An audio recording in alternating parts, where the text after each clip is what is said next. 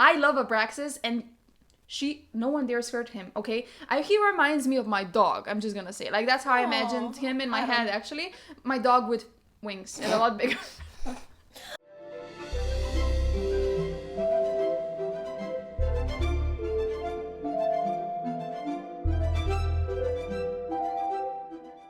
Hey guys, Nina here, and welcome back to More Than Fiction. So, again, Eva is joining me, and guess what's happening? Well, you obviously already know based on the title, but we're discussing Heir of Fire, the third book in the Throne of Glass series, if you don't count the prequel. We don't count the prequel because I haven't read the prequel. That's true. But you do have it on my channel because I discussed it with my previous co-host, and it's a good episode, so go listen to that if you haven't already. But yeah, what to expect in this episode? Basically, if you don't know, Eva is a newbie, okay? She's like a rookie. She hasn't read this series at all yet, so... Be gentle with me. Yes, and no judgment here, okay? This is a no judgment episode and podcast, just so you know. And also, that means that we won't spoil you anything beyond this book. You have spoilers for the first 3 books, and that's it, okay? I've read this series 2 times and I'm a big fan, actually. It's one of my favorite series, if not like my favorite series, actually. I just love it so much, and I feel like from here on out, this series gets really good, in my opinion. But we'll see if Eva agrees. I wouldn't know. You can compare it to the first 2, you know what I mean? But you should be warned that I have not reread this book, like, right now, because I remembered a lot. So on certain details, I think Eva's gonna be a bit stronger than me when it comes to world building and the Valg and all of that shit, you know what I mean? So without, further ado, let's jump right in. And Eva, actually, just give me a brief opinion, like a brief summary. What did you think about this book? Just like general thoughts. Don't dive too deep. I hated the start. Okay, I was so afraid right now that she's gonna say I hated the book. It was slow. Okay. It was slow again. It was like reading the first book slow. I had to make myself go for like 20 or 30% because all that healing journey, I was not feeling it. I thought it was like, it's too much. Okay, it was good for the character development, I understood. Mm-hmm. But why so many chapters? Going nowhere. And then this book was done in 3 storylines in a way. Yeah. Because it was happening in 3 different places. Yeah. And I would name the places. I really would, but Sarah J. Maas, what is with your naming? I can't pronounce shit. I don't know how anything is correctly said. I read what it says and I forget. It's just, did you do this on purpose? Fair. It's first time reading for me, so maybe for you it's different, but for me it's like, what the fuck is this? How do I say it? And I still sometimes think it's Chaol instead of Chaol. Chaol! Oh my god. In my head, so there's that. I love Chaol. So I'm like, what is this? But getting back to it. So the 3 stories, so we have the witch's side, mm-hmm. And then we have Chaol. Yes, Baba. And Dorian, which makes no sense by the way that name is spelled, but okay. And Dorian's side, and then we have Celaena, and then they introduce Rowan. Yeah. I was not a fan. Because I had a storyline in... Okay, so the second book may have ended not as favorably for my... If you don't know, I'm rooting for Chaol and Celaena. Stop fucking laughing. This is a serious problem. And this woman keeps introducing every new book a new love interest. Or somebody that looks like a love interest and ends up a love interest. Okay, maybe not in this book, I'm getting ahead of myself, but still the vibe is there. So, basically, why? Because it mentions that in book 0 you had Sam, that we know died. Then in book 1 you had Dorian. Okay, that was cheesy as fuck, I didn't like that. Then it was Chaol and I was interested and I was hooked and I was happy because my ship was getting somewhere. And now he's in a totally different part of this world and she introduces Rowan. And you can tell by the way she describes him, he's going to be the next. And I'm like, is it book 4 having another one introduced? Is book 5 gonna be a totally different one? But I mean, when you think about it, like, okay, I get that you sense the vibe because Rowan obviously is described as handsome and Celaena's handsome, so of course, and they're spending a lot of time together. But at the same time, they have like a really deep friendship brewing right now, And she told him like, I claim you as my friend. You are supposed to be on my side. But I am on your side. What I'm saying here is it doesn't mean that Rowan is actually endgame. Maybe he's just like a stop, you know. Like now she has to go back. So maybe when she goes back to Chaol, you know, they reminisce and they You get are back lying together. for your teeth to my face. It's fine. I mean, you don't know. Obviously, I can't spoil you anything, but what I'm trying to say is here, don't be just so set upon this path. Like, you don't know what's gonna happen. That's what I'm trying to say here, okay? So, don't judge. Don't judge. I don't judge. I just really want my pairing to happen. And so Of course. far, it is sad. I feel that. It is sad. And regarding the fact that here we have more phase involved, and then their primal instincts and how protective Rowan and Celaena become of each other, and how she did basically attack Chaol in the last book, and if he was her mate, she wouldn't do that. Well, it's hinted. It's not directly said, but it's hinted quite clearly enough. And I'm like... But what is hinted? That they're mates? No, that they couldn't be mates if she could attack him that easily. Right? Because you don't hurt your mate. Or maybe she said it because her Fey blood was not active, that didn't... But just because mates are a thing in this book, it doesn't really mean that, you know, it's endgame. You know what I mean? Like, it doesn't mean that Celaena has her mate or whatever. Plus, Rowan's mate, for example, she died. You know what I mean? So, Rowan's not her mate either then. You know what I mean? But you can have, again, a new mate. No, mate is for life. You have one mate. So... You know, if it's not Chaol, how can it then be Rowan too? You know what I mean? So that's why I'm trying to tell you, like, nothing is set in stone. I sincerely hope that this doesn't end up like I suspect it would. Okay. With the end game being Dorian and Celaena. Why do you hate Dorian so much? What is It's up so here? predictable. Oh, but It's is the it? basic... But how is it? I mean, you're so confused. You have no idea what's going on. So it's not that predictable. You don't know. I am confused, but I feel like she's going to do this to me and I don't like this ending. Oh my god. In the back of my head, she's giving him ice powers. Bad. She has fire powers. Bad. They started off, then it was a rough patch, you know, so make it interesting. Add a bit more lovers, but make it endgame, you know, because... It all makes sense. She's the queen. He's the king. Reconciliations between the kingdoms. Bad. Yeah, totally. I hope I'm wrong. We'll see in the next episodes when I read more books. Guys, I love this so much. Like, I love this so much that she doesn't know and I know everything. This is so fun. Like, it's so fun for me. I hope it's fun for you too. But, okay.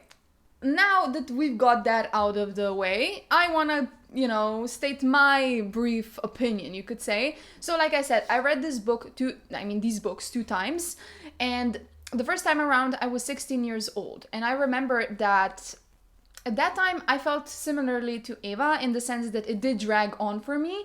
And like, I appreciate a good healing journey, but does it have to be this long? I was definitely in that camp.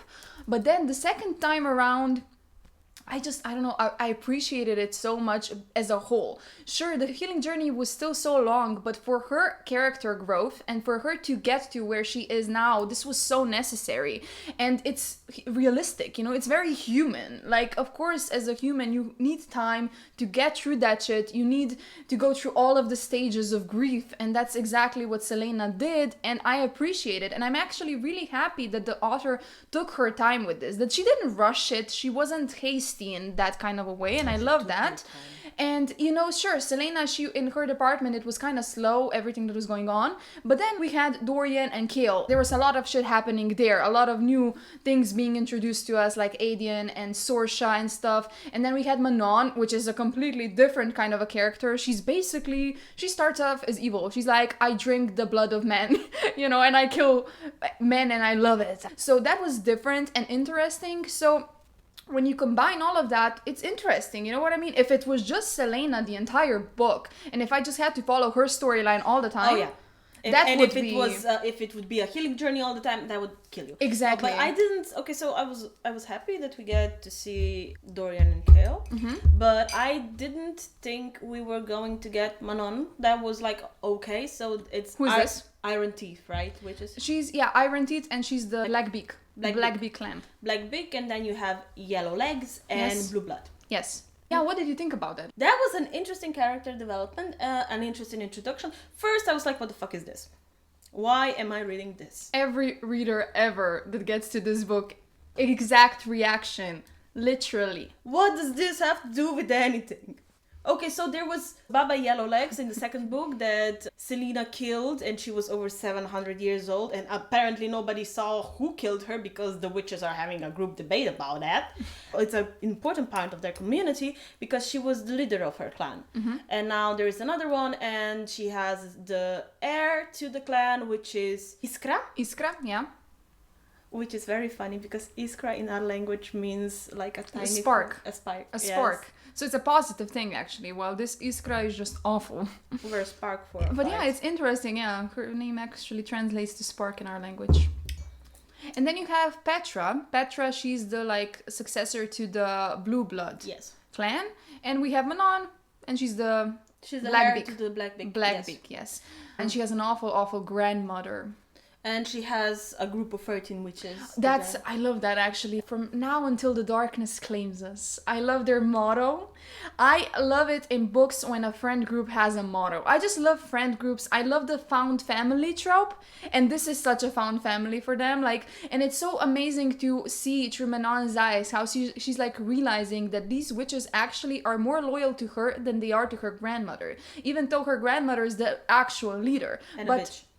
Of course, but they're all like bitches. In their world, this is normal. This is a sign of strength. So it's surprising that they would rather follow Manon, and she's just like questioning herself, like, why? Why are they so loyal to me? What do they see in me? Especially her best friend, Astrid. Like, she's super loyal. She loves her. She would die for her. That's her cousin as well, no? And she's also her cousin, yeah. But Manon, she's like, I don't understand friendship. I don't understand love. And just Manon's story is just so fucking good. Like, I know that it started off in a negative light because you were like, what is this? Why does it matter? Why is this interrupting my storyline? That was my exactly. thought. And it was my thought. I have to add this. Like, when I read this the first time, I was the exact same way. I was like, why do I care about this right now? I want to see what the fuck is happening with Celaena and Rowan. Is she gonna cheat on my boy Chaol? Like, no way she's gonna do that. Anymore. I know, but in my head they were, okay? Like, so you were rooting for the pair? Yes, I was. Like, look, the first time... No, wait a second. You know how it was? The first time around when I was 16, I think I wasn't. I think I was Team Dorian all the way. I think you were because you mentioned this before. Yes, but then the second time around, I understood Chaol's charm and I understood their relationship, okay? And I was into Chaol. And like, regardless, Rowan was this new asshole. He treated Celaena like shit at the beginning. So I was like, who cares about this fool, okay? And you know what disturbed me a lot? When he bit her... And he said, I shouldn't have done that. And she's like, why? And she's like, because you don't bite another male's female or whatever. And I'm just like, oh my gosh, she's no one's property. You don't bite her because she's her and because she's a queen and she's amazing. Not because she belongs to another man. Okay? And I was like, what the fuck is this guy's problem? Like, he's so territorial and just like, ooh, like such a warrior. And I wasn't into that immediately, especially when he hit her and he told her awful things like how he was gonna whip her. We'll get to that later. Why am I skipping ahead? But Manon. I wasn't a fan. Manon. So I wanted to get back to that, of course. Also Chaol and Dorian, my boys. I wanted to see what's happening with them. That's why I was disturbed by Manon's story as well. But at the end, for me, it all worked out completely. Let's get back to Manon. I want to know what's happening with her. What do I care about these fools? So that was my experience. What about you? Were you like this till the end?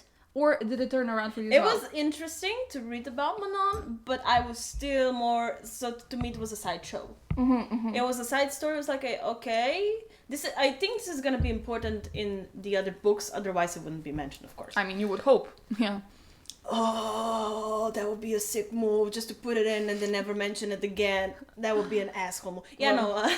That would make no sense, and I would not like Sarah J. Maas as an author as a result, I'd be like, what the fuck is her problem? She doesn't know what she's doing.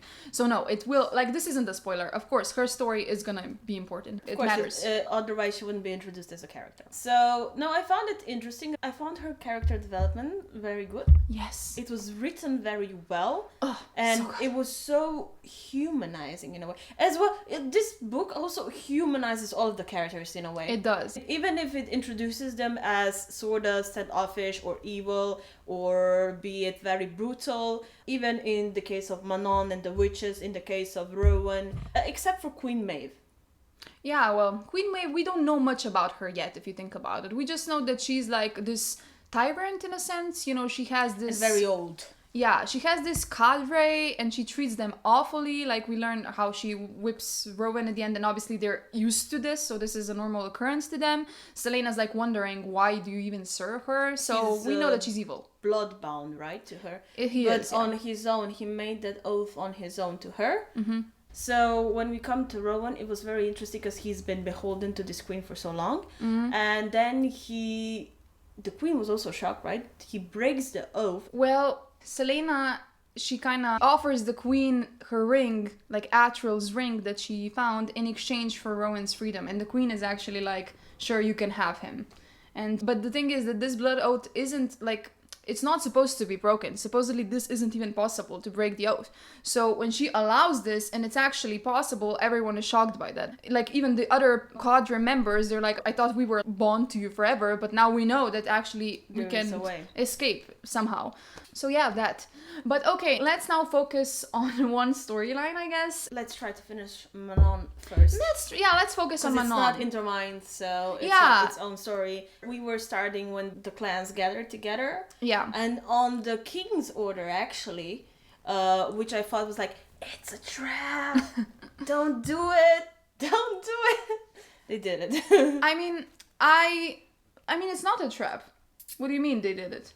Well, it's a trap in a way because he doesn't really care for their lives. He just needs the riders, and if they die, but they don't. But that's just why this it makes sense. Like, why I didn't think it was a trap, because he's bloodthirsty, they're bloodthirsty, they're the same. So this is like a really good partnership, actually. They're like on the side of evil. So I was like, well, this makes sense that he's gathering his aerial army, right? Yeah, but it also makes sense that he will not care if they die. Well, of course, but they know that. I mean, they're like bloodthirsty too. They're not angels. Okay, so, but in a way, okay, they do get the bonus that they can fly again exactly. after 10 years without their iron brooms, yeah, without their iron brooms, so now they have an option to fly. In that way, it makes sense. But it also, when you see how they are treated and the wyverns are treated, it shows that it's really funny, because the king doesn't care about the witches, and neither does the trio leading the witches, especially the grandmother of the Black Big family. Yeah, they just care about power. It's not about them. They're not like a united community. And these witches, the leaders, they raise their kids in a way for them to become brutal and monsters. You know, they're not born like that. Even though Manon, she does believe that she is born like that. She believes that she is inherently evil. And what I love about this storyline is that throughout her friendship with Abraxas, she understands that she's not. Because Abraxas, my favorite character. Like, love a good underdog. When I met Abraxas, I was just like, if anything happens to Abraxas, I will hate this series. I will throw it in the trash and I will diss it on all my platforms. And Sarah J. Maas, I will murder her somehow in her bed. I love Abraxas, and no one dares hurt him, okay? He reminds me of my dog, I'm just gonna say. Like, that's how I imagined him in my head, actually. My dog with wings and a lot bigger. Wow, that's a picture here. You should put a image of your dog I here. So they can see how weird that would look. I'll ask ChatGPT to generate this kind of a picture. Oh, Jesus Christ. This is gonna be nice. Fun. This is gonna be so much fun. He's a pit bull Stafford, by the way, so he is kind of like, he's muscular and stuff, so this is gonna... It's gonna work out, okay? Shut the fuck up. Okay, but back to my point. So Abraxas, he's also supposed to be a monster, right? He's like big and dangerous and whatever.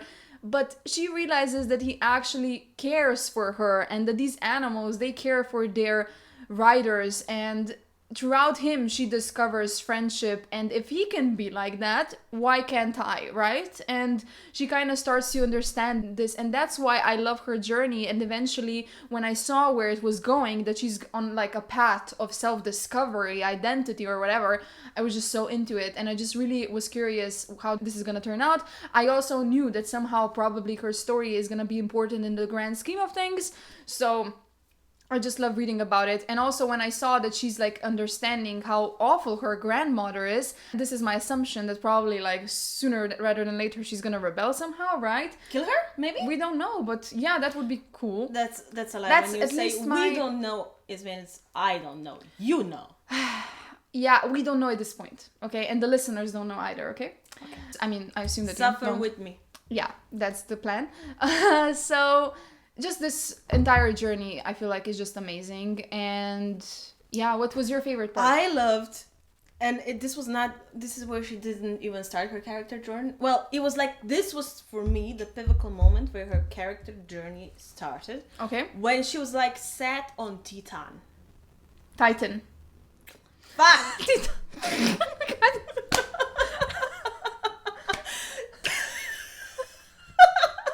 So I like Manon's character development when she sees the wyvern fighting in the pits, and when she sees Titan and the small that was actually the runt. Yeah, the small one. That's a It Braxis. it wasn't named yet. Yeah. It wasn't named yet. And I love how she's like, I want Titan. And it's not just her, it's all the heirs apparent fight. Well, not all. The Blue Bud is in agreement that Manon should have it, while Iskra. Iskra, yeah. And the yellow legs, they're not. Yeah, and the yellow legs are not. And Iskra actually pushes her into the pit. Mm-hmm. And she almost dies. Yep. But then, you can't show weakness, so she's in the pit and she tries to communicate with Titan and it doesn't work. Mm-hmm. So then she has to fight it. And then she sees the runt and she kind of gets an understanding through the eyes. He starts to fight and he starts to win, but then he starts to lose. Then she intervenes and helps the runt, and then the runt wins. She's then set on Abraxas. Yeah. Yeah. She's sat on him. She hasn't named it yet. She sat on him, and her grandmother is so displeased because this one doesn't fly yet. Yeah. He has wounds that haven't healed, and he was already marked off as useless. Yeah, because he's like smaller and he's not physically as capable. But Manon, she sees that he's a warrior. She sees the fight in him and she realizes that, yeah, he literally wants to like avenge himself by by hurting Titan. So she uses that to her advantage. But yeah, soon she realizes that this is like a little warrior, like just like her, right? She's a warrior and she needs someone like that, and they bond immediately, and it's like beautiful. a kindred spirit. A kindred spirit. So That's she beautiful, sees herself in a way in him, but she doesn't recognize it yet. And Yeah. she sees the intelligence, she sees the potential. Yeah. And to her, the decision is worth it. Because this one is gonna fight so much harder than the previous one. The previous one was a bully. Yeah. Titan was a bully and he was strong, but he had no real motivation besides that going for no him. real passion, nothing really. Yes. He was just a bully. And you can already see here that Manon, she believes herself a monster and whatever, but she's different, right? She like was raised in this environment where the biggest, the most muscular ones are like the strongest. That's how it's perceived, right? If you're visually like strong, then you are. And ruthless. Yeah, but she sees past that, beyond that, and that already tells you a lot about her, and her character was immediately just so fascinating. And I feel like from that point on, I was just so invested in her story, and I wanted to know more about Abraxas, how it's gonna go, how she's gonna like help him heal and all of that. And then it just grows from there. Yeah. It grows from there, and it's interesting to see the bond with her and Petra, and then the bond worsening with her and Iskra. Yeah, of course. I loved also the moment when she decided to save Petra. I feel like that was a big thing too, because she could have just won. She could have just gone on and won and not focus on that. But the thing that kind of was a turning point for her when she saw the love in Keely's eyes. Keely was Petra's wyvern, and she saw how Keely like begged with her eyes to help Petra, even though she knew that she was gonna die. And that's what kind of, I guess it reminded her of Abraxas. She saw that unconditional love there, and it confuses her because, like I said before, these animals, they're like monsters supposedly, just like the witches are. And yet this monster feels this kind of a love for one of them. It's just like, what? That's confusing, and that's why she decides to save Petra, because she just something switches inside of her, something awakens. And it was the final switch, I think. She's on the way to be more humanized, but that was the defining action. Well, the start was when she chose Abraxas. Of course, yeah. And then she stays with Abraxas, and this was like a crescendo to the storyline, to her character development, where she actually saves Petra, even though that would have been is seen as weak. Exactly, and it's a weakness. Yeah, and her grandmother makes it obvious, but still she does get the wing leader title, right? And she gets a reward. So basically Manon wears like a red cape, and this red cape is like from a Crocan witch that she killed like ages ago, like a long time ago. So it's super old and dirty. I hope she washes that thing, okay?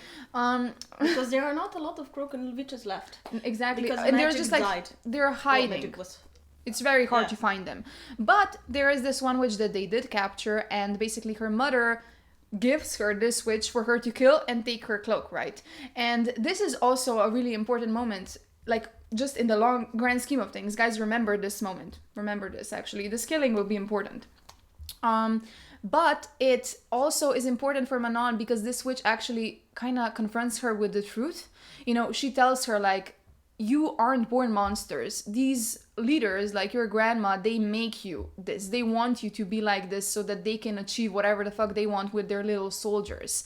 And this kind of is something that Manon was already doubting. She was already seeing this. And now this Crocan witch kind of confirmed it for her. And she kills her, but after she kills her, she's like wondering about her words. And again, something inside of her. It's a crack in her facade, which just then starts open up as the story progresses. And I sadly don't remember the exact sentence, but there is like a sentence in which she says in the book like, and suddenly I really want to know the Crocan witch's name. Like, you know, she wants to remember her. Yeah. Even though she's dead. Yeah. Yeah, exactly. And this entire like adventure of her is so interesting to read because she also goes to these spiders and they make silk. And actually that interaction is going to be important for future books too. But she basically like steals the silk from them, which is cool, and she helps Abraxas. So I really loved how she went out of her way to help him. And she, again, didn't see this as a sign of weakness. Oh, but we need to add something to his wings so that he can fly properly. No. And I also love those moments when Abraxas, he was like such a cute puppy scared dog. Like he was scared to fly because, of course, he was so hurt. And she just encouraged him. And there was one moment when she was kind of mad at him. And she told like these guys that were there to take him back to wherever, and you know, she'll deal with him tomorrow. And then they started whipping him, or was it Iskra? I think Iskra actually took the whip and she started whipping him, and she stood up for him immediately, and he was just like cowering in like a corner. He was so scared of that whip. And that actually reminds me of Celaena, because the whip is for her also like something that she's kind of, you know, it's a big no-no because she was whipped so many times in Endovier. And just these moments when she stood up for him, it was so amazing when he finally decides to do the leap, because her grandmother, she's really onto her. Like, if your wyvern won't fly, you'll show weakness. Like, if you don't do it today, you won't be my heir anymore. You know, she was super mean about it. And they finally do it. He finally, like, fesses up. And this, like, I love this quote from this. And the cry that Abraxas let out as they entered that hall of clouds, as he leveled out and caught a lightning-fast current carving a pathway through it. She had not understood what it had been like for him to live his entire life underground, chained and beaten and crippled, until then. Until she heard that noise of undiluted, unyielding joy.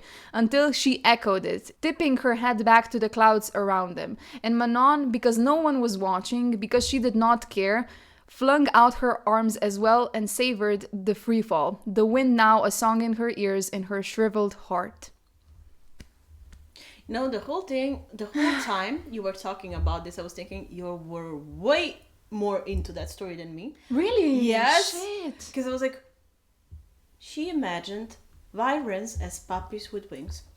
But come on, didn't you really not fall in love with Abraxas? He has a personality, you know. He's not just this monster, he's this creature, and I love that about him. And I love that he's smart, and I love that he communicates with her with his eyes. And when he's like afraid, he shows it, and he's like stubborn, and he doesn't move, and he has such a personality, and I love that. I didn't expect it.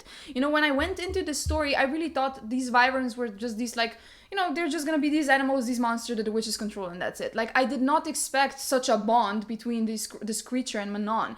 And I love this contrast, you know, that they're not really monsters. They weren't born monsters.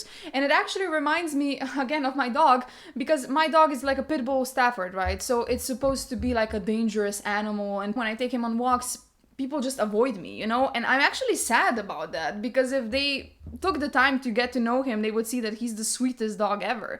So, like, I'm actually getting teary-eyed, you know? And these, like, creatures, they're the same. Everyone's afraid of them. Everyone thinks they're monsters. And a lot of the times it was mentioned in this book, like, when Manon tried to communicate with him, there would be, like, this guy there, and he would be like, why are you trying to talk to him? He doesn't understand you. He's a beast, right? But she knew that he does understand and that he does feel, and I just love animals so much, so that's why this story just touched me, because I just love them. Can I make a prediction? Sure. When they humanize things like that, it usually means they're gonna kill them off. Maybe not now, maybe not in the next book, not the second book, the fourth book, but they're gonna kill them off. Probably. That's her prediction, guys. Remember this, so that when we come to the end, you know, we can reminisce. And we'll see if she's right or not, right? We'll see. So that's Manon's story. Yeah. And we go back to Dorian and Chaol, or Celaena. Which one will you prefer? Let's start with Celaena. Okay, so Celaena, we basically encounter her on a rooftop in Wendelin. She's basically drunk. She's just super depressed. She's like dirty. This is actually a moment when she goes down from the rooftop to get food or something, and there's this homeless man who actually thinks she's homeless too. It's a woman. It's a woman. It's a woman, and she thinks she's homeless too, and that she has to fight her for the turf. Yeah. And that's when Rowan... That was... And he actually like laughs a bit at that. Yeah, talk about the first impressions. And imagine, like, Rowan, he has a very heightened sense of smell. Oh, disgusting. Disgusting. Imagine him smelling her. But before we come to that, we should mention how she came there. Well, yeah, where we left her off, basically. So Chaol sent her here, essentially. Yes. Well, he encouraged the king to send her there. He knew that she has magic, so he wanted to protect her and to get her as far away from there. But eventually, at the end of book 2, he found out that she's also Aelin. He put the pieces together. So she's the lost heir of Terrasen, the future queen of Terrasen. And now he basically sent her to, you know, the land where her family lives, like her cousins, and this can be like a big problem for his kingdom eventually. Now she essentially has to kill said cousin or whatever. Of course she's not gonna do it, but if she doesn't, she has to go back and the king will kill Chaol because he threatened her. He said, I'm gonna kill him. And Nehemiah's family. And Nehemiah's family, exactly. No, but it was actually said that she's motivated until she sees Galen and sees how the people love him and cheer for him. And then he just spiraled into alcoholism. Yeah, because she understands she can't do it, and now she's in a predicament, right? And Chaol kind of put her in this predicament, but he didn't know at the time that she's Aelin, and, you know, he was thinking he was helping her, so it's fine. Let's not dwell on that too long. Eventually, Rowan finds her, and this is a good thing for her, because she wants to go to Maeve. She's aware that Maeve also lives here, and she kind of what does she even hope to convince her of? To help, to give her some answers, right? To give her some answer about the keys. And how to restore magic in a way. Yeah. The word gates. So she's trying to get answers about that. Yeah. And the keys and everything. And Rowan, he essentially does lead her to Maeve, but Maeve will not give her any answers or like accept her in her land, in her city, until she kind of trains and grows into her power, because only the worthy are actually allowed to go there. And he trains her is in this like camp essentially where demi-fae train, so they're like half fae, half human. She also finds out early on that he's like a super duper warrior. He's part of the cadre. He's a prince. He's also a prince, and they're actually distantly related. Everything's distantly related with royal bloodlines. Well, yeah, he's like part of Mab's bloodline. Mab is like Maeve's sister, and there's another one which I forgot the name of. Don't look at me. The names I was. Well, not there were three sisters. Okay, Maeve, Mab, and another one. And these two, the other two, they fell in love with humans, and they actually gave up their immortality because of that. Of course, Maeve thinks that's super weak and disgusting. But yeah, Maeve, like, she's the darkest one, and yeah, that's it. And now she has to train there, and it starts off super. Yeah, you start this off. It's a debate. The guy was A-grade asshole. And it helps that, okay, later on we find out he knew nothing about her, so nothing about her past or anything. He thought she was a spoiled princess, essentially. That's why he judged her.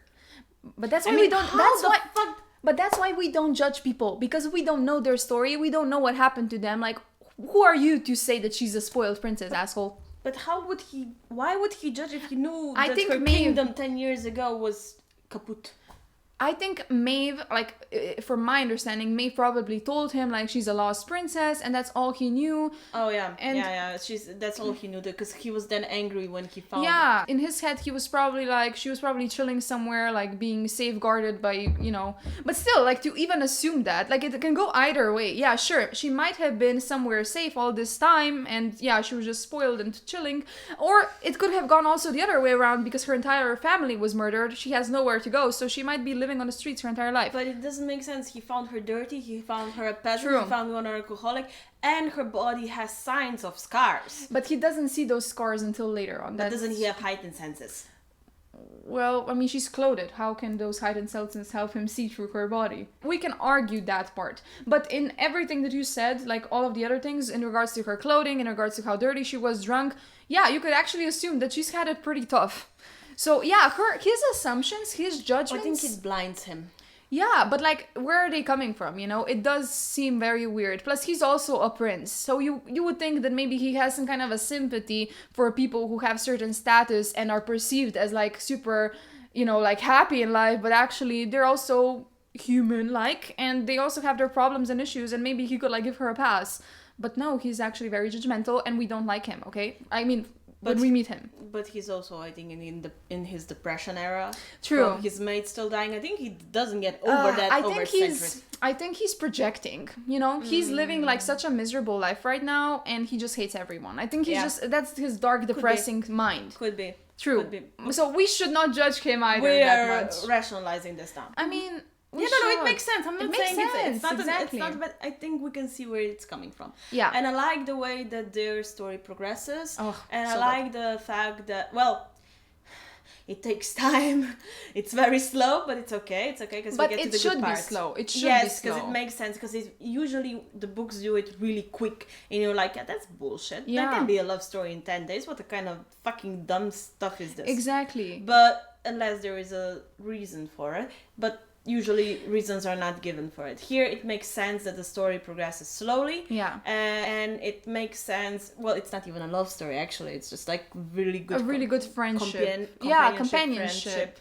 Which maybe gives you a hint of something at the end. Yeah. It's like a soulmate kind of moment, but not a romantic soulmate. Yeah, like friendship soulmate. somebody who understands you. Because they start off on the rock foot, and then when they slowly open up and she goes through the whole healing journey, and then with the attacks from the skinwalkers, really wanted to see the people that tear off people's skin. Gross. Why the fuck? But okay. I mean, they're monsters, so Yeah, it that's what makes they sense. And I liked it when the monsters fight the monsters, when they were hiding in trees and the skinwalkers fought with the do. Valg? Valg. Yeah. Valg, yeah. Although the Valg was more terrifying than the Yeah, skinwalkers. of course. I mean, these sequences, we didn't get that much action from in Aelin's like part of the book, but the sequences that we did get when they were like fighting and were running, very they were really tense, good. Yeah. And they were important. Yeah. They were important to the storyline, to the whole thing, so it made sense. Yeah. But I like the fact that the training actually took longer, that it wasn't like in a week and Exactly. she was done. Yes. That it took weeks. Yes. And even though she was in a hurry, it took time, because it makes sense. It took time because she was not used to the magic. And Of she course. was. It felt like And she was hated herself. Yeah, it felt like she was repressing the magic because she was repressing a part of herself. Exactly. So It was good. And it was actually nice that she actually acknowledged who she was, that she was the queen, and loved her it. role in because it took time, and I really liked their interactions, even though I'm still for Chaol, don't get me wrong. But Let's make that clear. Let's make that clear. I know I'm gonna be disappointed, it's fine. I'm used to it. Oh my god. But it was really nice. It almost makes you want to root for them, which makes me hate the author, because I'm like, this is not what we're doing right now. I bet, look, next prediction. Book 4, another guy. Totally different guy. I bet it's gonna be, but I bet the end game is gonna be Dorian because people hate me. I mean, authors hate me. They're like, when they're writing, they have her in mind, her image, Eva, like this random girl, they have her face in their head and they're like, she wouldn't like that. We're gonna do that. What can we do to make her not like the ending? Yeah, it's gonna be. But people like the ending of the series though? You mean like the entire series? The whole thing. Oof. You like the ending of the series? Certain parts. I think it makes sense at the end, the ending. In certain parts. It's difficult, okay? But it's a very well-written series, in my opinion. Back to Rowan. So, I like their interactions, and I like the fact when she overuses the magic, he takes care of her. He takes care of her before that. Yeah. But when he puts her in a bath and he sees her back. That was such a good moment. And he flies away. Yeah, and I love that moment when he has this self-reflection and he remembers how he told her that he's gonna whip her or something, and she just exploded and she was like, if you ever put a whip near me, I'm going to literally murder you. And now he understands and he feels so bad because of what he said. He's like, I'm so stupid. And he's flying directly to Maeve, and then he rationalizes like, no, if I do that, maybe she won't let me return, and then I can teach her. So he goes back and he takes care of her, and the trust is really deep. She opens up about everything and he also opens up, so it's a really open relationship, like a good standing for friendship or something more. Although Chaol, I agree completely, and I was super scared because you were saying that this kind of dragged on for you, and I'm glad that even though it did kind of drag on, that you still appreciate it. I appreciate it. I actually really like the last chapters, the way they were interacting. At the end, I read it all in one go. Love that. Like in the middle of the night.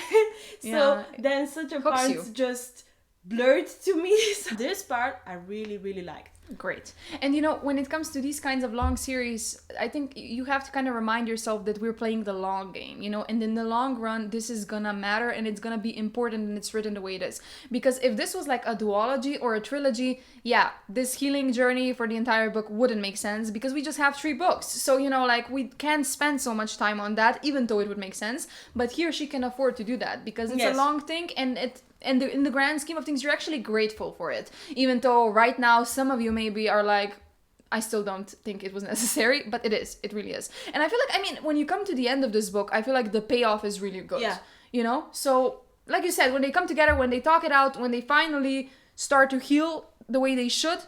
And I think this is one of the healthiest relationships in this book. Well, not from the start, don't get me wrong, that was fucked up. Yeah. But the way it unfolds and the way it ends and the understanding they have and the respect. And the author did it really well because, like you said, it starts up in a fucked up way. We don't like Rowan. And, he says mean things to her. He tells her she's not worthy or whatever. Maybe she should have died or something. He hits her. He bites her. He's straight up abusive, okay? Like, the man is too much. And I don't remember what it was exactly because I didn't read it, sadly. But I do remember, maybe you'll, remind me. There was a point in this book where I was like, there's no coming back from this. Like, no way will I ever like this guy. Maybe it was the whips. Maybe. Or was it when he hit her? Or was it the fact when the walk came, when he led her to try to transform, and he was sucking the actual life out of her. Okay. And she fought back and got out of it, and he was just like, you're not trying hard enough. I don't think it was that, but that was also. That was the borderline. He was like, that is not normal. Yeah. But still, you couldn't transform. Yeah. What was that? His entire way of training was he was just sitting and transform, turn. And she has done it once in her life. And what? Dude, and it my didn't dude. help her. But I think the blockage was the fact that she didn't accept all of herself. Yeah. And that also stopped her magic. But you would think that he would be smart enough and he would be like, there's a reason. If she was really this spoiled princess, like... No. I think he was annoyed that he had this task. True. At the start, it was like, why am I what here? is this BS that I have to deal with now? Babysitting? Oh, no. True. And I love the moment, like we've already explained, how it's amazing when they open up and there's this, segment. Once upon a time... When anything starts with once upon a time in books, I melt. That's that little princess in me from ages ago when my mom was reading me stories that just loves this so much. So, once upon a time, she said to him, to the world, to herself, in a land long since burned to ash, there lived a young princess who loved her kingdom very much. And then she told him of the princess whose heart had burned with wildfire, of the mighty kingdom in the north, of its downfall, and of the sacrifice of Lady Marion. It was a long story, and sometimes she grew quiet and cried. And during those times, he leaned over to wipe away her tears. Yeah, I know, those were the parts where I was like, So beautiful. Like literally, Eva, when I have screenshots on my computer from which I'm reading, and when I was like screenshotting this and just like reminiscing, I literally started crying today so many times when I was just reading these quotes. I was in the inside, I was like, oh, and then the second reaction was, no, not again. Yeah. Chaol. Yeah, you kind of reined yourself back in, right? Yeah, but it makes so much more sense, but no. Yeah. And, okay, so to continue, we still have some things to discuss from the storyline. There's also the part in which we learn that the king literally massacred all of the slaves in Dovier and in Caligula because they rebelled after they found out that Nehemia died. And he just killed everyone. And that literally broke me, by the way. That was super sad. And that's the part that I also love about this book. It's such a revolutionary book. And it's realistic. That's so bad because her whole point was she's to gonna save them. Free those slaves. Free them. Her whole point is freedom for Celaena. She was getting rid of the king, they're storing magic, and then she wants to keep because Rowan tells her they can remove the lashes and stuff like on her body, and she's like, no, I need them as a reminder so I can free the slaves. And then we learn that he killed them all. Yeah, and it's so sad when she realizes that all she could see were the slaves she'd left behind, the ashy mountains and those mass graves they dug every day, the faces of her people who had worked beside her, her people whom she had left behind, whom she had let herself forget, let suffer, who had prayed for salvation, holding out hope for anyone would remember them. She had abandoned them, and she had been too late. Nehemia's people, the people of other kingdoms, and her people, the people of Terrasin. This is just too much. That was so bad. This was too much. And he had to literally massacre both camps. Like both. One is enough, you know what I mean? When you send a message, you send a message. Yeah, I mean, this man is so evil. Like, and he's a good villain. Like, you know the type of villain you really, really just hate. I like that. I hope that we're not gonna get a redemption arc for him. Actually, I hope this too. Sad. I hope this too, yeah. I would be so pissed off. Yeah. Because there is always a villain that you just want to hate. Like, for example, in Game of Thrones, King Joffrey.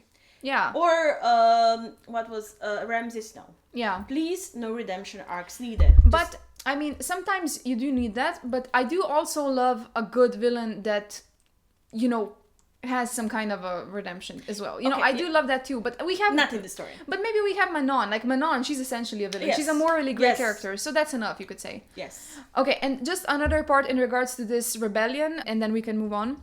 Mm-hmm. Oh, this was actually one of my favorite parts of the book, and I cried so much.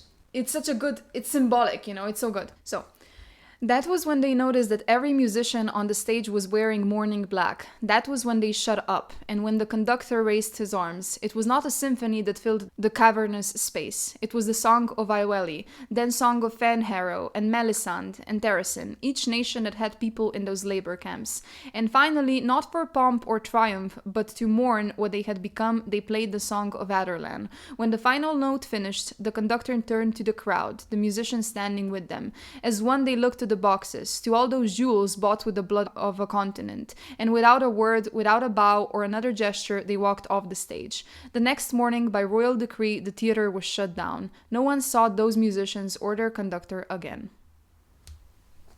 Yeah, it was sad. This, one of my favorite parts of this book, because it made me feel so much, and it was just so beautiful how they took a stand, and the fact that they never see them again, they were killed.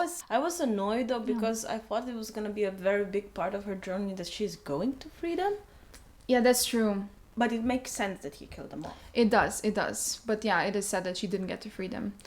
And a turning point for Rowan was when she saved him from the skinwalkers, and that was a turning point for him because he realized that she's more. That was finally when he saw that she cares for other people too, and she's not just spoiled. And not just that, because he asked her, would you have done the same if it was just you? And she told him, how I value my life, because that time she was still in depression, so it was just her. She would not have done that. She did it for him. Yeah, and that was so important.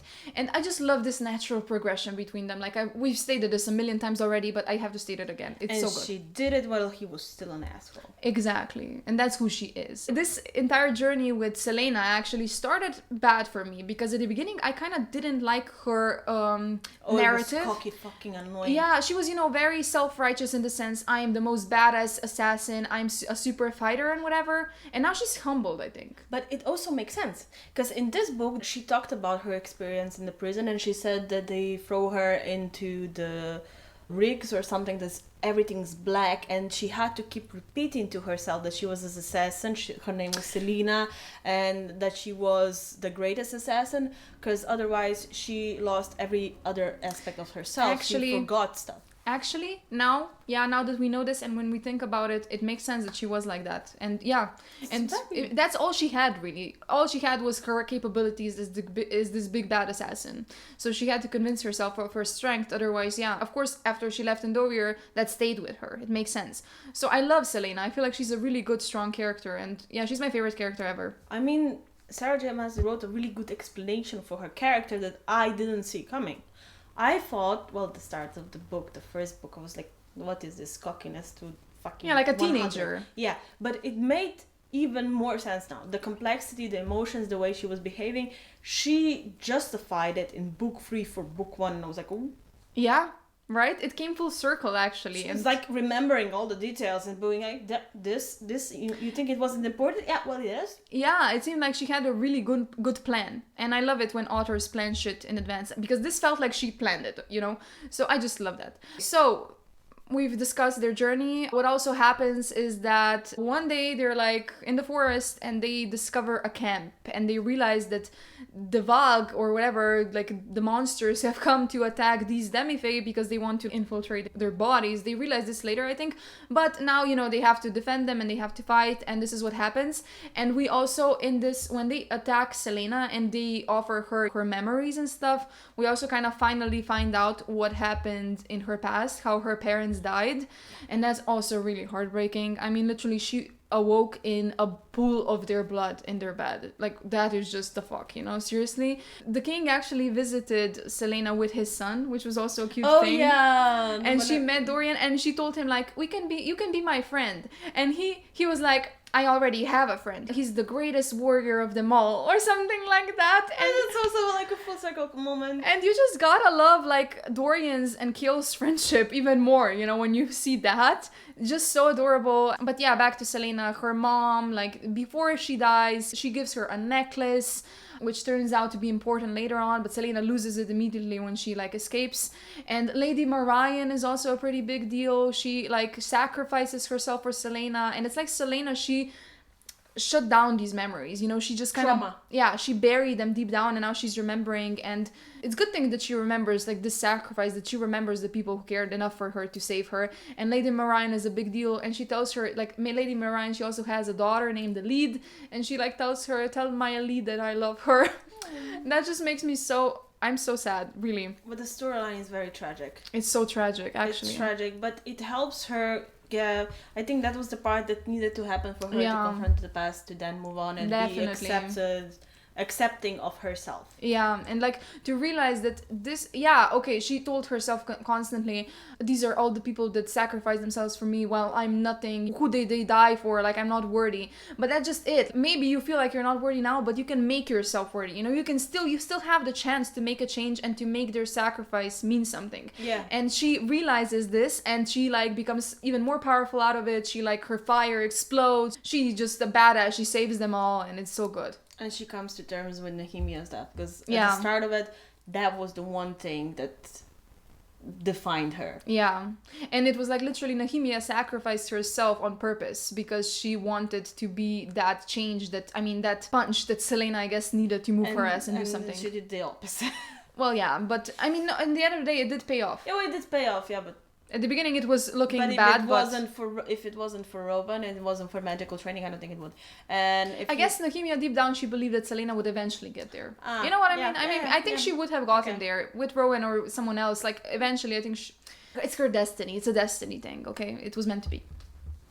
Okay, so soon after that, Rowan and Celaena, they head off to Queen Maeve. to her like little kingdom or town, whatever. Maeve wants her to show off her powers. Celaena, of course, wants some information first, and that's exactly what she gets.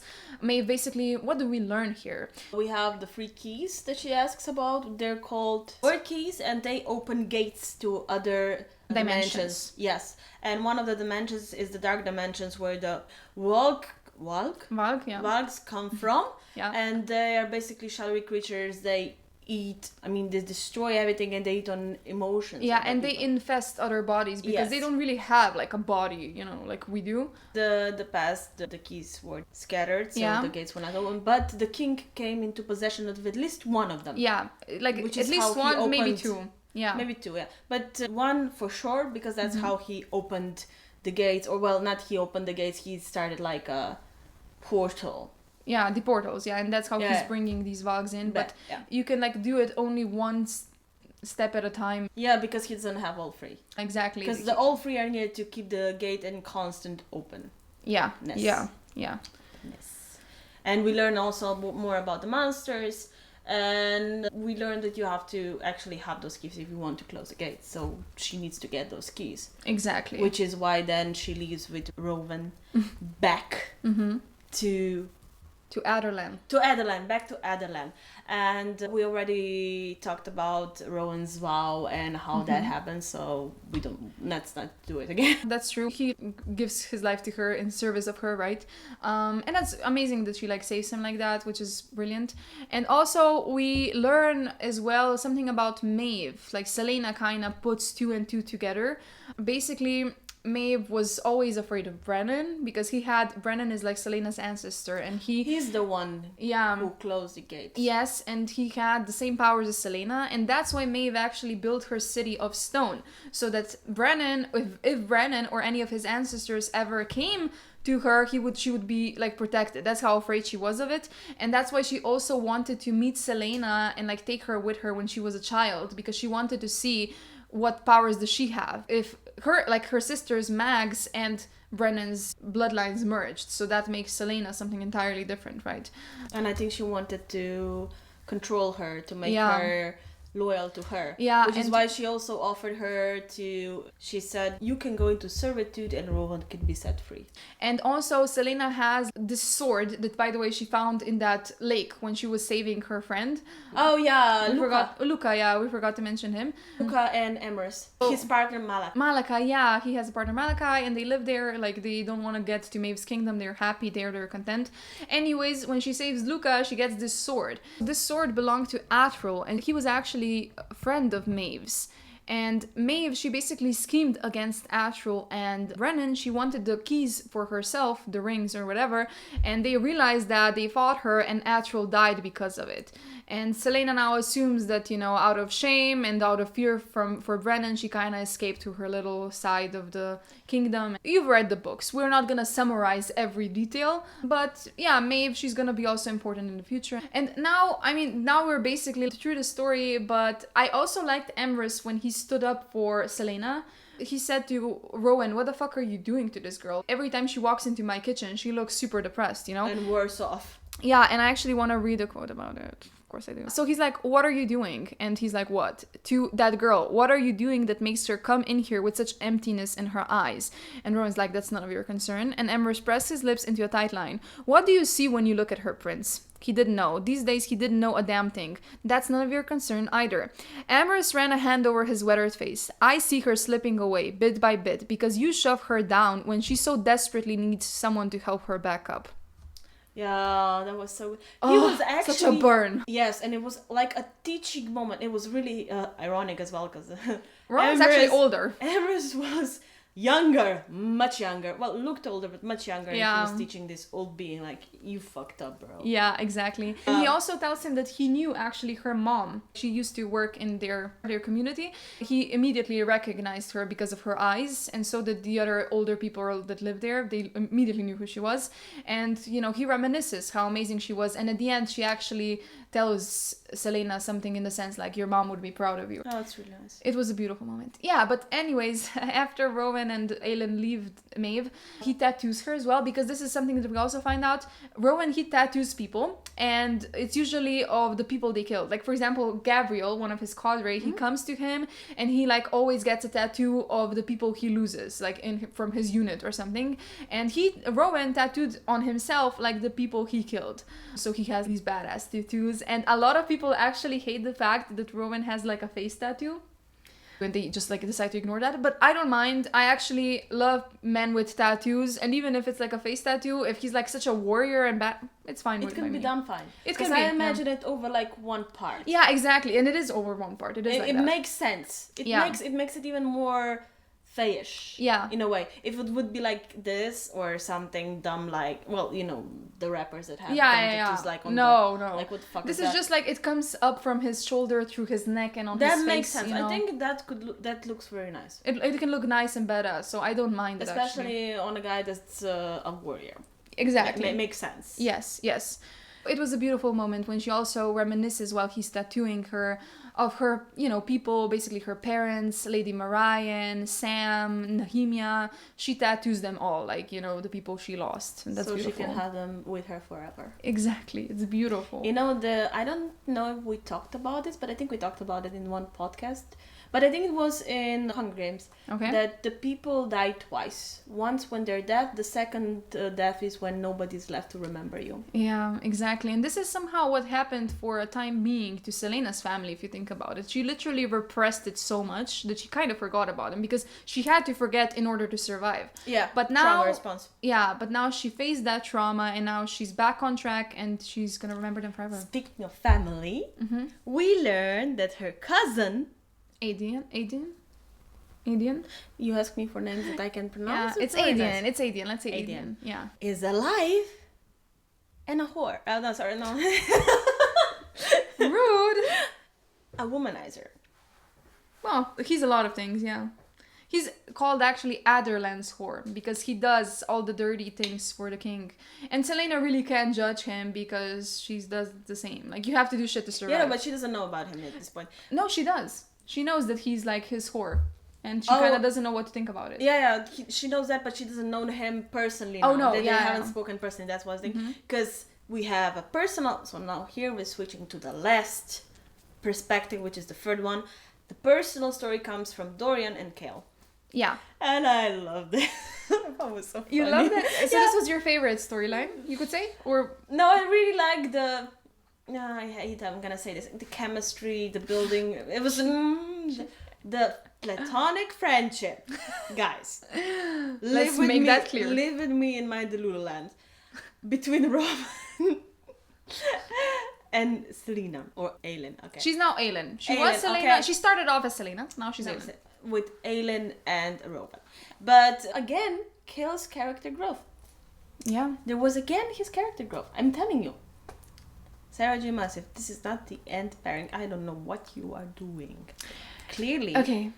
Okay. Let's start off with Chaol, yeah. He's like in a little bit of a predicament because he has like such an identity crisis right now. He doesn't know what to believe, what to think. And the thing is that he's super afraid of whatever Celaena and Dorian have. You know, they have magic and his entire belief system is now in shambles. I don't even know where to start with him because there are like two camps of people. I feel like when it comes to Chaol, you have people who love him and you have people who hate him. And I'm both, okay? Because for me, the first time I read this, I hated Chaol. Like literally, I just kept complaining about him. My mom, she doesn't read these kinds of books, and I would just sit her down and I would complain to her about Chaol. I'd be like, "There's this dude Chaol," and she's like, "What's her name? Chaol?" And she doesn't like just like us. But yeah, that's what I did. And then when I read it the second time around, when I was like more mature and, you know, I actually love complex characters, that's what I saw in Chaol. I saw his complexity, you know, and his inner battle, and I kind of understood it and I felt for him, you know, but I can also see why he's so frustrating. So I feel like I'm gonna be the devil's advocate today. I'm gonna be defending both sides, okay? I'm gonna be like on the side of people who hate him, I understand you, but also who love him, I understand you too. So maybe you should start off because you obviously love him. So let us know your thoughts. Yes. Yay. No, it starts complex, right? It starts with the fact that he always had a good relationship with Dorian. They were always like tight, like brothers. And now this is falling apart. but he still keeps his secret, and his number one priority is still to help Dorian and to keep him safe. He just doesn't know how to communicate that with him, or how to communicate with him at all, because he also has to keep Aelin safe as well, and he doesn't want to share because it's not his secret to share. Yeah. But, you know, you said that he's like brothers with Dorian and now they're not close anymore. But, I mean, you could argue that it's Chaol's fault because Dorian's still the same person he was. He just has powers. And it's like, Chaol, he wants to love Dorian on his own terms. You know, like, I used to know you as this thing and now you have this other thing about you and now you're not good enough anymore. No, but it's not just that. It's also Aelin's secrets that he doesn't want to give to Dorian because he knows that it's a risk if he knows that as well. But like, still, you can still be someone's friend and not tell him that. You know what I mean? Like, but I guess the character seems like he's very guilt-ridden. You know, like what I'm trying to say here is, like, again, I don't hate Chaol, but I'm trying to argue back. And it's like, what I hated it, when the first time I read it, it was like Dorian, he was going through it, okay? This was something that he didn't understand. He had to struggle through his power. He felt so alone. Thankfully, we later on meet Sorsha, and she's there for him, and she helps him. And Chaol was just like, yeah, but no, Chaol was bye. also going through stuff. He was also going through stuff. And I'm sorry, it would be awkward to talk to your very good friend about the same girl you liked. That you, in the first book, were like, yeah, no, she's not good for you, and you in the second book, fuck. Yeah. I mean... that is true. Make it make sense. But how would I that don't know, discussion go? This is just so subjective because I feel like it's not even about Aelin. It's about their identity crisis that they both have. And they could have gone through it. Like, if you're such close brothers, if you're such... Why can't you just talk it out and work it out? Emotionally dumb. Yeah, and I'm just like, I'm not like that. If I was in Chaol's situation, I would actually drift closer to Dorian and I would want to help him hide this secret, help him control these powers, and in that way keep him safe. Chaol, he did it like the other way around. Well, Dorian, like, he wasn't in control. He could literally explode anytime, and Chaol, he did nothing to help him in that sense. You said he has like his own problems and stuff, but Chaol's main problem was actually keeping Dorian safe. But the way he went on about it was just weird to me at the time when I read it, the first time at least. Later on, when I thought about it, I was like, well, I mean, he's still doing something, you know. He's joining the rebellion, which he never thought he was gonna do. You know, he's stepping in that direction. And he's risking a lot, actually, for Aelin and for Dorian. So, in that sense, he does a lot of good stuff, too. And he's going against himself. Because his entire life, he believed in honor and serving this kingdom. But now, of course, he's realizing that the king is a monster. So why would he serve that? He wants to serve Dorian. And in order to help Dorian, he has to help him free his power. So, at the end, yeah, there's more good than bad. He still did help Dorian. When Aelin's cousin came to the court, he was provoking Dorian and it looks like he would lose control of his magic. He made a swift exit and led Dorian away. That was that one scene. So in a way, he was also trying to help him. Yeah, It was not in the biggest, bestest capacity. It was at what he was able to do at the moment, with his thoughts all over the place. And then he was also tailing Aelin's cousin. And then when he gets there and sees that he's not at the parties, that he's meeting with the rebels, he also took the chance there because he was literally about to die. Yeah. That he trusted Aelin's cousin and he told Aelin's alive and that's what his safety is at. And that he was working with the guy that he actually didn't like. True. That took tremendous guts. And then I think, I don't know, they did it on purpose. Dorian overheard them when they were speaking in the tomb in the castle about Aelin. Yeah, he overheard them. Dorian overheard them. And he felt so betrayed. Dorian. But the cousin, Adian saw Dorian and then it all came out and the conversation was really fucking awkward. Yeah, it was. And you know, in that case, I felt for Dorian more than I felt for Chaol. So in that way, I was also like leaning towards Dorian because I was like, poor Dorian, he is literally so out of the loop, and it makes sense why he's out of the loop, but of course he's gonna feel betrayed when he sees Chaol like confining in this random dude who they both don't like. He's just, what the fuck is happening right now, you know? And then you hear Chaol's perspective, like, it's better if you don't know this shit, but I actually sometimes really dislike that in these books. Like, who the fuck are you to say what's best for Dorian? Like, he's a big boy, he can make his own choices, and his choice would be to know this shit. You know what I mean? Like, give him the privilege of believing in him too, and like maybe accepting that he's also capable of defending himself and making his own choices, and if something does happen to him, it's because he decided. I disagree. I disagree because it was not his secret to tell. It was about Celaena, Aelin, it was her secret, and you will realize that he also didn't told her cousin that Dorian has magic. Yeah, he didn't, yeah. That he figured that out on his own. So I think that was very loyal to each friend to keep their own secrets without permission to tell them away. But I don't know. I think for the common good, it would be best if Dorian also knew. It's easy to get fucked up when you go with for the common good. That's a very slippery slope where you don't see where you're going to. So I think that was okay, which is why I didn't hate him so much for that. Of course. Okay, yeah. It makes sense when you explain it like that. I have some points written down for and against Chaol. So, points against Chaol. You have points against Chaol? And for too. Both, okay? So, Celaena reveals she's Fae and has magic, and instead of being supportive, Chaol has a massive identity crisis. He's freaked out, distant, and basically acts like she's suddenly a stranger. So that's another thing. Yeah, exactly. Like, she's still her. She's still the woman you love. She just has these capabilities you didn't know about. And let me finish first. He loved her when she was just an assassin, but now that she's Aelin, heir to the throne and powerful as fuck, he can't reconcile the two versions. This makes him come across as judgmental and weak when she needs support the most.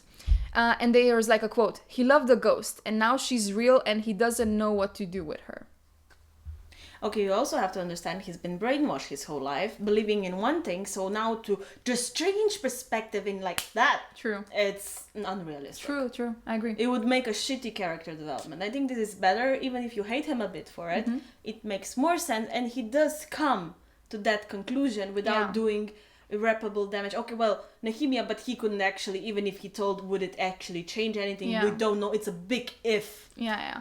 But I agree that actually, like I said, I came to understand Chaol and I like him. But, this was my thought process at the beginning, like the first time I read it. And also, like, a lot of people who don't like Chaol, this is what they think. They feel like he's not accepting his friends, the people who he supposedly loves, for who they are. And that's frustrating, Because, of course, you want to be surrounded by people who love you the way you are and for everything you bring to the table, instead of being like, well, now that you have these powers and now that you're, like, such an important person, I'm not sure. Yeah, but it was his worldview, his identity was set. Yeah. And this just fucked everything up. Oh, and I also have, and I agree, and I also have like a quote that, this is like the quote that's a big turning point for a lot of people in the fandom. This is where a lot of people were like, exactly, and they kind of started hating Chaol. Oh my god, really? Why? So it's when him and Dorian have a confrontation, and Dorian actually says something to him. As for Celaena, Dorian said again, you do not have the right to wish she were not what she is. The only thing you have a right to is to decide whether you are her enemy or her friend. Dorian did not know all of her story, did not know what had been truth and what had been lies, or what it had been like in Lindovir to slave beside her countrymen, or to bow to the man who had murdered her family. But he had seen her, seen glimpses of the person beneath, regardless of name or title, and he knew, deep down, that she had not blinked at his magic, but rather understood that burden and that fear. She had not walked away or wished him to be anything but what he was. So, this is like a turning point for a lot of people, and he also says something in the sense, you have to accept her for what she is and not for what you wish her to be, right? And he does, later on. Yeah, but you have to admit that it's really hard, like, to understand. I mean, I don't know, I'm not that kind of a person. Like, I would accept someone immediately, especially when you know Celaena, you know what she's been through. You still know her, damn it. It's her core, you know what I mean? But it's two parts of you. But it's like, when you think about it, what is he really bugged by? I mean, I know we've said, like, he's been brainwashed his entire life. But still, you got to know the girl. Like, you have proof. But it takes time. And the fact that he even went on this journey is commendable. He could have been like, no, fuck that. I believe in what I believe. I guess I choose the wrong friends. They lied to my face. Fuck you. Yeah, and like, I agree with all of this. But now that I'm remembering, and when I read this quote, I just remember I clapped so hard when Dorian kind of snapped at him for this. I was just like, yes, exactly. Like, make him see it. Because as much as you can be, like, patient with Chaol, you are also, like, at one point, it starts to get annoying. I don't know. I felt like Celaena, she was also, it was a long journey for her, but at the end she came to that. Well, Chaol, even at the end of this book, he's still not sure. You know what I mean? So I feel like it was just so long, and I was just like, just get to it sooner or faster, you know what I mean? And when Dorian said this to him, I was just like, exactly, thank you. But I feel like he accepted it in the end. I'm not sure he did. To you it wasn't. To me it was like, well, not accepting, it was going to the acceptance. Like, it was in the process of going there. It was In the closer, process, yeah, but it he's was still not closer there. to acceptance than to not acceptance. Yeah. But he went over it. Even though he had those judgments, he still tried to protect both of them. He still worked for them both. He was working with the rebellion. If he didn't care about his friends, he wouldn't do that. He was risking his life, actually. He was lying to the fact that he called his father to the courts that he's going back because he wanted to protect them. Yeah, and true. so on. So he did, and if you learn this from book 1, he never wanted to do that. He never wanted to go back to his family and be there. Yeah, that's true. He made sacrifices. But, what did you think about his inner battle with killing and stuff, and how he kind of judged Aedion, for example, for being a murderer? That was really weird.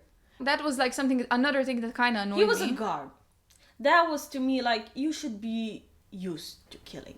But that's another thing, Chaol's job, essentially, Chaol's pretty bad at his job, He also, a lot of times, people sneak up on him, he doesn't hear them, he has no situational awareness whatsoever. It's like, how are you the captain of the guard? This is all just, like, through connections, really, it's not like... Or I think it was also the fact that being the captain of the guard didn't have any problems most of the time. Yeah. Didn't have any situationship where they were in danger, so unless it was head-on and they could coordinate their talk beforehand. Yeah. So I mean, maybe... yeah, like, we can say, okay, fine. It's like, I guess it is a normal human response to be against killing, right? I mean, it is true. But I feel like this was a good point from Aedion when they have a conversation, and Chaol is kind of judging him for killing and stuff and being like so vengeful, and Aedion's like, when your men have died around you, when you have seen your women unforgivably hurt, when you have watched droves of orphan children starve to death in the streets of your city, then you can talk to me about sparing innocent lives. Until then, the fact remains, Captain, that you have not picked a side because you are still a boy and you are still afraid, not of losing innocent lives, but of losing whatever dream it is you're clinging to. Your prince has moved on, my queen has moved on, but you have not, and it will cost you in the end. Okay, that was true. I actually got goosebumps. That was actually very true, because he was still clinging to his innocence in a way, and his innocent belief that he was right, that what they were doing. Because if you look at it this way, he has to reevaluate all of his decisions. Yeah. So he fucked up for so long because he fought wrong. So that's also really hard. Exactly. And he's also clinging to who Celaena and Dorian were instead of who they are now. Yes, because he can't accept them fully. He's incapable of accepting change. You know what I mean?'s very rigid. Yeah, because he's very rigid, but he's getting there. Like, he's getting there. He could have been worse. Yeah. So again, against Chaol. Chaol spends most of the book obsessing over protecting Dorian, which is noble, but it comes at the cost of being harsh and controlling. He also really struggles with accepting magic in general. He sees it as a danger instead of a tool or a gift. When Dorian develops his magic, Chaol's reaction isn't "let me help you," it's more like, how do we hide this before the king finds out? And he low-key betrays Celaena, so he makes a secret deal with Aedion to get Celaena out of Adderland permanently. His goal was to protect her, but the fact that he's plotting behind her back and still doesn't really accept her identity feels like a betrayal. It feels like he'd rather have her away and safe than close and powerful. So these are the arguments for people who are against him. His internal conflict drags, that's what I said before. So Chaol has a lot of internal monologues that boil down to, but she's not my Celaena anymore, or I don't know who I am now, which is valid as a character struggle, but for a lot of readers, it feels like he's more focused on himself than the massive stakes around him. Let's just sum it up. That's why people don't like him. He's emotionally unavailable and distant, struggles to accept Celaena as Aelin, has a savior complex but no real action plan, acts like magic is a threat, not a part of his friends, gets totally overshadowed by the new men in Aelin's life. But I would argue it all makes sense in the character development of his. Yes. And it also, when you put it like that, it's very harsh, but in the scope of things, in the storyline, it makes sense that it takes time. Also, the flaws make sense, and they are slowly getting redone, getting better, getting erased in a way. It's just, it takes time. Yeah. And his mentality has been rigid for so long, so now it's adapting to something new. Again, it's gonna take time. You can't expect to be like, oh, now I'm perfect, now I accept everything, it's fine. Exactly, and now I have a defense for him, so let's get this over with. So, Chaol is struggling in Heir of Fire because he's being forced to confront everything he thought was true. So, the king he served, a literal monster using demonic magic, his best friend Dorian, his magic, the woman he loved not only has magic but is the heir of a lost kingdom. So there's a lot to process, especially for someone who spent his whole life loyal to structure, duty, and control. So yeah, he shuts down emotionally, but not because he's cruel, because he's terrified. He's trying to do the right thing and constantly feels like he's failing. So he also protects Dorian as best as he can, works with Aedion despite not trusting him, puts his neck on the line with rebels, sends Celaena to Wenlin not to get rid of her but to keep her safe. And you could argue that Chaol is the only one in the series who doesn't romanticize magic or power. He wants people to be safe, not legendary. And sure, he's awkward, repressed, and overwhelmed, but he's also deeply loyal, morally grounded, and not ready to give up on the people he loves. He doesn't fail because he's a villain, he fails because he's human. Yes. So this basically everything you said, but like written down, and I agree with this because we could actually argue that yeah, Chaol is the most human and most relatable character, because all of the other characters, they're such warriors and they're like such heroes, you know, that's unrealistic. No one is like that. Well, he is a hero, but like he fucks up. Exactly. But he admits that he fucks up and he then corrects the mistakes. Yeah, so I'm more on this side. And all in all, like if we draw a line, I am more on this side. But like I said, it was sometimes really frustrating to read, you know. Yeah. You know, the dialogue gets a bit repetitive and annoying. Yeah. But it makes sense in a way. Yeah, it makes sense. If you understand where he's coming from, you know the complexity, it makes sense. But now let's get back to the storyline. We spent a lot of time. Oh my gosh, sorry to interrupt, but it was a really beautiful moment when news comes from Wendelin that Aelin is alive and she was fighting, and Chaol is immediately like, oh, tell me more. You know, he's so desperate of news of her and he really wants to see if she's okay. And it's actually so sad to see how much he still loves her, really. And him as well, because she also thinks him, but it didn't work out. But let's not get into that. Let's go back to Dorian now. Dorian has a new love interest. Sorsha. Again with the name that Sorsha is a cool name. Sorsha.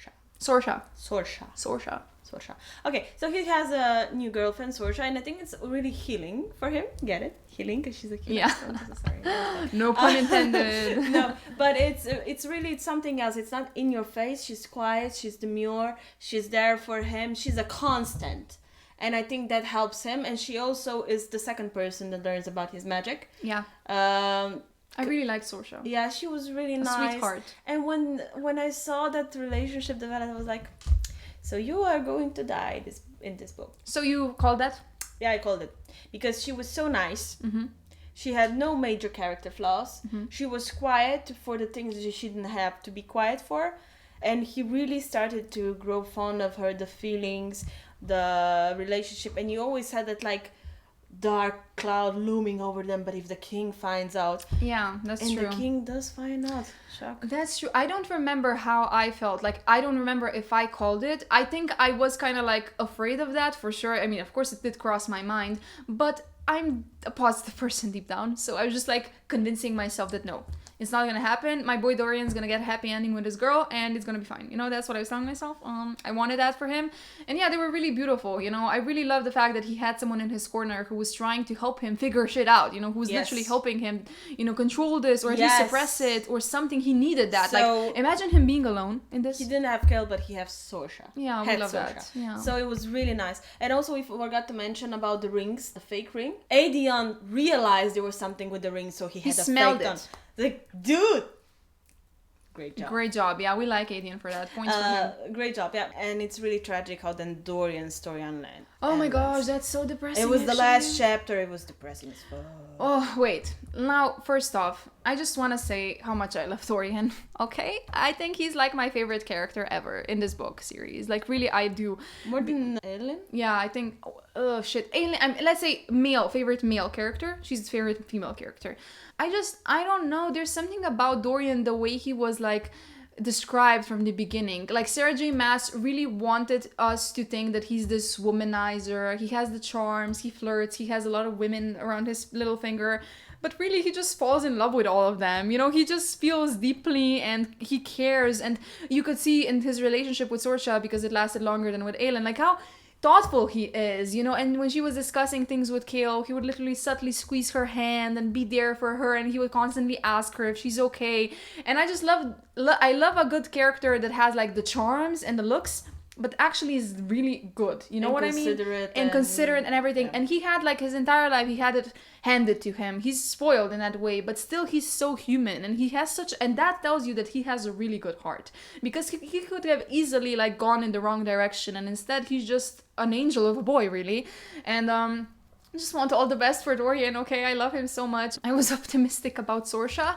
I think we all wanted it to work out. I mean, I personally saw it as the best relationship he had, and I wanted it to work out. Of course. Because that would mean that he and Celaena are not the end game. Yeah. No, I'm joking.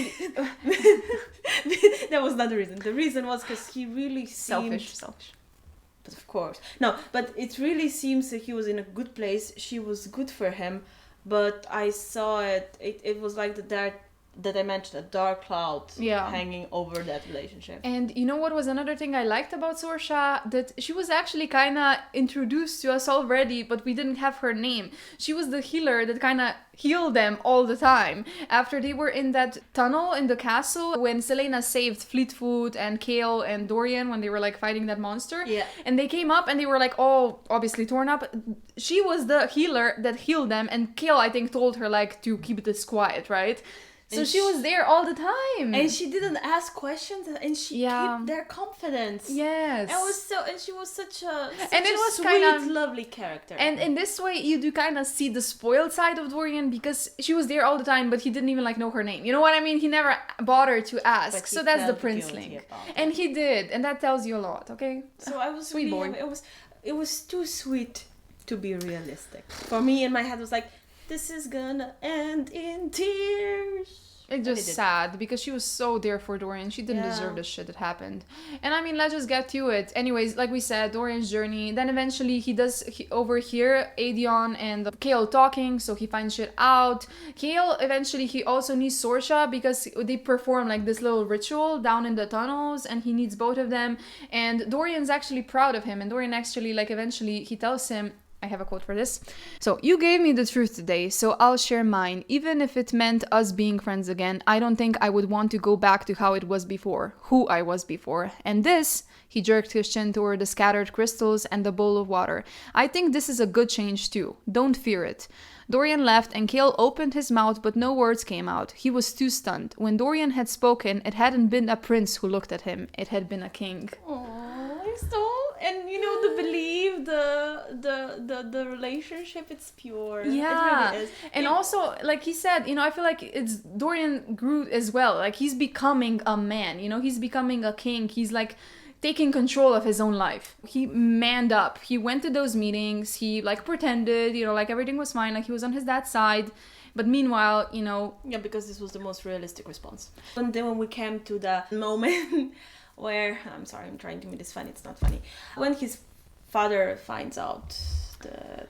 It's just, like, I remember reading this actually vividly, and I remember just when I saw that Aedion and Chaol were first summoned to his room, and Dorian already knew something shitty was happening, and he was like, Sorsha, pack your things, we have to leave, he knew something was up. But of course, then father summoned him and Sorsha too. And I was just like, fucking everything's going to hell. I had to like put my book away, take a deep breath, and just like somehow mentally prepare myself for the shit we're about to witness. Yeah. And it was just awful, because this king, like, he's a good villain because he's smart, he's cunning, he just knows shit, and he's always a step ahead of you somehow. And that's so frustrating, but at the same time, like I said, a good villain, but frustrating. And him saying, like, I don't know how he opened this conversation, this debate, but it was about them, like, having a spy amongst them, right? And of course, we all knew that that's Aedion, obviously. He's, like, part of the rebellion and all of that. So just reading that sucked. And Aedion, eventually, he does give himself away, and he does it actually for Chaol, because he wants Chaol to see Aelin again. He kind of sacrifices himself, and that was so noble of him, and Chaol appreciated it so much. And Dorian, when Aedion admits it, he's like, okay, well, now that that's true, we know who the traitor is, like, Sorsha and me, we can leave now, bye. But no, he did not let them leave, and the king was like, but we haven't really focused on the true traitor among us, the true spy. And Dorian's like, what the fuck are you talking about? And the king, actually, sadly, because Dorian got involved with Saoirse, he focused on her a little bit more, and he found out about the letters she was sending to the rebels or something. She was also a spy, and Dorian was shocked by this, and in Saoirse's head, she was like, I hope this shock saves him, because he literally didn't know, and thankfully she didn't tell him that. And she probably didn't tell him because she wanted to protect him, just like Chaol wanted to protect him. It didn't help. Sorry? It didn't help. Yeah. Because when he chopped off her head, his magic exploded. Yeah. And that's actually the king, everything that the king wanted. He wanted to see if he has magic, but that's not actually when his magic exploded. Nope.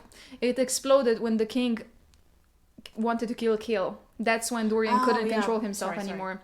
Because still, Chaol, he's like his brother, you know what I mean? And even like when Saoirse died, she turns to him and she tells him like, everything between us was real, you know, I did fall in love with you even though I didn't want to. And it's just sad. And it was just actually really well written, because the way Dorian was begging his dad, he was like, literally anything, we can banish her, we can send her away, we can do anything, just don't kill her. And the king was like, nope. And he just chopped her head off, like literally in front of him. And it was heartbreaking the way it was described again, because Dorian, like the way Chaol said it, he literally went on the ground and he like wanted to put her head back. He wanted to unite the body with the head. That's like, I can imagine that so vividly. This would be such a good movie or a TV show.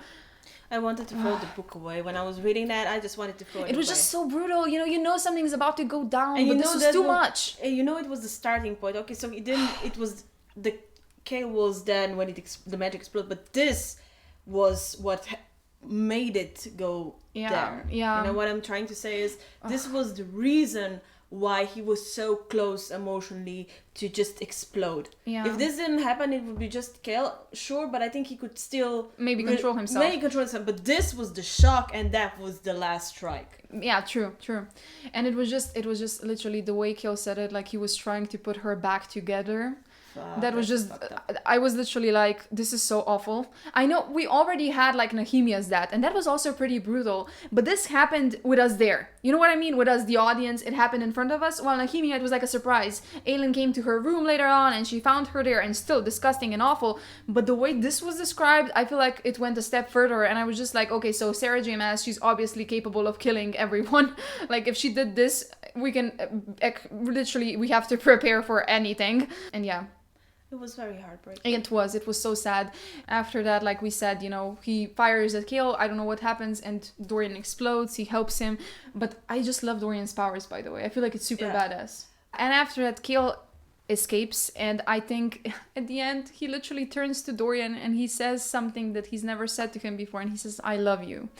And Dorian, he's just like, yeah, I know. And then Chaol just runs away. And the thing he does is that he actually goes to Dorian's room and gets Fleetfoot, Celaena's dog, which is wholesome in my opinion, because like you don't leave the dog behind. The dogs are part of the family, and I love that Sarah J. Maas includes this when it comes to the wyverns and the dogs.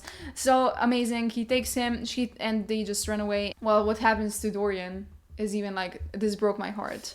Chained and enslaved. He puts like a collar around his neck, and in like from Dorian's points of view, I don't remember how it's described, but it's like the world goes black. Yeah. Something like that. But there is still a little spark of Dorian. Of course, yeah, but still, but this means that he's, trapped in a way. Yeah, and when I saw that, I just imagined the worst for the next book, in the sense, oh my gosh, what is he going to do? Is he gonna kill someone while being trapped in his own body, and then he's gonna come to you and he's gonna regret it? I had like, my thoughts were just, and imagine being trapped in your own body and everything that just happened, like Saoirse, he can't even grieve it, he can't do shit, he's just like there, left with his own thoughts. And doing this to your own son? This king is just awful. If you look at like the four of them that were summoned, one is dead, one is imprisoned, one escaped, and the other one is mind controlled. Yeah, and you could argue that the mind control is even the worst like fate possible. I mean, you still have a chance to survive, true, like to save yourself, but still, like, imagine being trapped in your own body, not being able to do anything. Yeah, they're all shitty fates. And he's probably gonna make him do shitty things too. Oh, could you think that he would make him do shitty things with his power? Yeah, I mean, I think that's why it's important for him that he has the power. Or is it just that he can control people with power? He can use these rings and these colors on people who have power. I think there's like a catch, and that's why he wanted to know if Dorian has the power. Or maybe just because, of course, he's more useful if he has the power and he can control him It's too. very cold-blooded and rational thinking and not even care. I mean, you would think he would care about his bloodline, but now at this point you're just like, and like, what that is was your end game? and You that are was- not gonna live forever. And that was Chaol's like thought process too, when he was thinking of a plan in his mind, like who to save. His priority was Sorsha, because obviously she was the most endangered one, then Aedion, and then Dorian, because Dorian is like still the safest among them. He's still the king's heir, right? But yeah, I mean, he didn't kill him, true, but still. Anyways. And we end on this. Yeah. We end on Dorian's perspective, and we end on this. And we also end on the fact, we didn't mention this, but Aelin, when she goes back to Adderland, she leaves Rowan behind. He can't come with her because he's this big Fae warrior. Everyone would like, you know, Recognize him. yeah. Or he can be a hawk and useless. And that's, by the way, Rowan's other form. He's a hawk, Yes. which is cool. White Hawk. We Yeah. didn't mention that. And in his cadre, there are two wolves. One's white, one's black, and a guy that's just big and strong. And now I am wondering, do you have any theories for the next book? I mean, you already kind of stated some of your theories, but do you have anything else? Okay, yeah. I think that Ellen's cousin is gonna get freed by her. Okay. She will maybe have a confrontation with Dorian, and it's gonna be heartbreaking. And I hope she meets... With Chaol, you mean? No, with Dorian being mind control. Okay. I think that could happen as well. That would make for a good plot. Okay. Maybe on the battlefield or somewhere, or they were trying to save him and it wouldn't be possible because the mind control would be too... Like, what if he fucking much. dies? Because, like, he's just... he Nah, can't be he's the saved. main one. He doesn't die. Anyway, He's endgame. yeah, I think she's gonna make him endgame. At this point, this is the most logical conclusion. Even though I want Chaol, but I think it's gonna be Dorian. What about Rowan? You don't think it's gonna be Rowan? No. No. He's just a friend. Like, you know, and he's not just a friend, by the way. They made the bond. Yes. He's He's her sworn shield in a way. yeah, he can basically borrow her power and she can borrow his power. Yes. The first time that was mentioned, I was like, okay, they're gonna be like these besties in that kind of way. Yeah. So, yeah. Okay, what about Manon? What are your predictions in regards to her? How is she gonna get involved with the main crew? I think that I don't actually have predictions for her. Okay. I think that she will maybe lead her army of witches away from the king or something, but I'm not sure because I couldn't get a real sense of what she thinks of the king. In a way, I wasn't sure if she's still gonna continue to do this. I think she's gonna focus on the internal structure of the Iron Thief witches first and then continue on. So we'll see with that story. That's the one I don't have an opinion formed actually. Okay. Or okay. theories formed. I think Fair it's an internal struggle first, and once she cleans that up, we will focus on the other part. But I think now it's gonna be. I hope it's gonna focus more on those four. If they introduce another random character, I'm just gonna be annoyed. It's like, what is this? Good for world building, yes, but too many things. I can't remember everything. It's so many things, and then I forget certain details. And I'm like, oh fuck, this happened as well. Oh my god. So you're actually more of a fan like of a single POV book, like or what? I mean, because this confuses you too much because there's too No, many. because it's the first time I'm reading it. These books need to be read more than once for me in my head, and also the names fuck me up. Yeah. If it was an easier name, it would have been easier to go with it.